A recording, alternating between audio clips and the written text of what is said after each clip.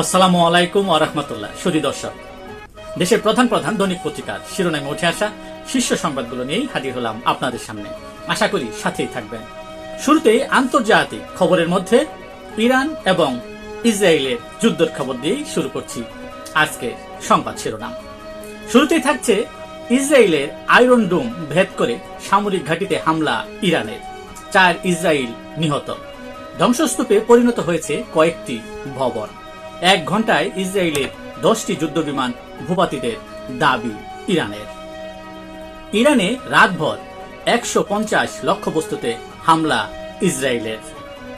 Trump Putin ফোনালাপ শুরু, গুরুত্ব পেয়েছে ইরান ইসরায়েল ইস্যু। হামলা চালিয়ে যাবে দুই দেশ, সংঘাত দীর্ঘমেয়াদে গড়ানোর শঙ্কা।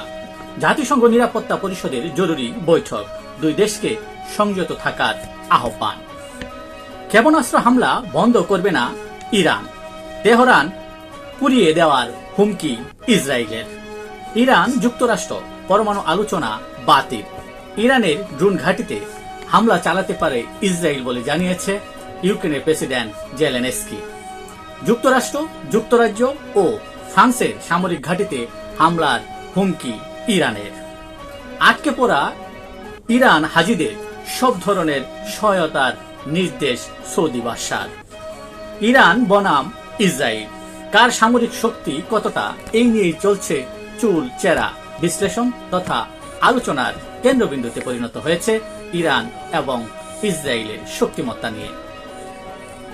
এছাড়াও আন্তর্জাতিক খবরে যে খবরগুলো গুরুত্ব সহকারে প্রকাশ পেয়েছে তা হচ্ছে মার্কিন প্রেসিডেন্ট ডোনাল্ড ট্রাম্পের জন্মদিনে যুক্তরাষ্ট্রের সামরিক কুচকাওয়াজ, আছে বড় বিক্ষোভের প্রস্তুতিও। যুক্তরাষ্ট্রে 2 ডেমোক্রেট আইন প্রণেতাকে গুলি, 1 আইন প্রণেতা ও তার স্বামী নিহত।